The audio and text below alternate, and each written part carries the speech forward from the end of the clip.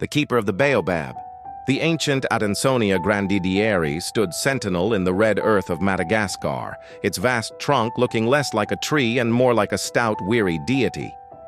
Local people called it Ambondrombe, the Keeper of the Baobab, believing the collected wisdom and restless spirits of their ancestors resided in its watery heart. In the humid season of 1965, the tree drew Razia, a young, fiercely analytical botanist from the capital. She approached Ambondrombe with measuring tape and soil samples, determined to catalog its improbable longevity. She found the human element in Amir. Amir was a nomadic storyteller whose journey was guided by the changing winds and the call of his ancient Sodina flute. He treated the baobab not as an object of study, but as an audience. Every evening, he set up his meager camp near its convoluted roots and played. His music was a low, melodic conversation, tracing the roots down into the cooling earth. He was, as he put it, simply tending to the tree's memory. Razia, initially skeptical, soon found herself drawn to the firelight and the music. She would share her day's scientific findings, the baffling density of the bark, the incredible water storage capacity, while Amir would counter with the legends of the spirits who sheltered within. They were two halves of the same reverence, one seeking the truth of the tree as body, the other seeking the truth of its soul. Their love grew organically, sheltered by the massive canopy. Yet a disquieting rustle began to stir the leaves, far beyond the peaceful highlands. Whispers of civil unrest, old ethnic wounds reopening. Tensions between the coast and the plateau drifted in with the trade routes. Knowing that the future was uncertain, they sought an unshakable promise.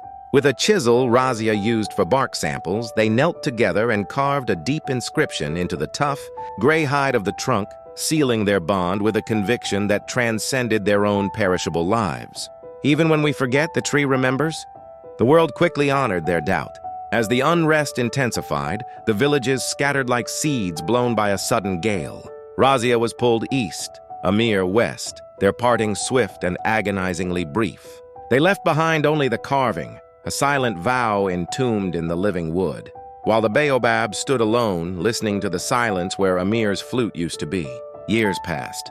The conflict subsided, leaving behind ghosts and scarred memories. Razia and Amir, now middle-aged, had walked divergent paths, their once bright hope dimmed by the weight of survival and the passage of time. They had, in many ways, forgotten. Then came the cyclone. A storm of impossible violence split the Ambondrombe baobab vertically, its core ripping open to the sky. When the survivors returned, they gathered in shock around the fallen monarch. And there, revealed in the heartwood, was the most astonishing sight. As the tree had grown over the decades, its natural defenses had flooded the wound, encasing the original carving in a rich petrified amber resin. The sun struck the exposed surface, and the words, "Even when we forget, the tree remembers," glowed with a deep, untarnished fire. It was more than a relic. It was a revelation. It proved that their vow and the history it represented had not been lost to human forgetfulness or the upheaval of conflict.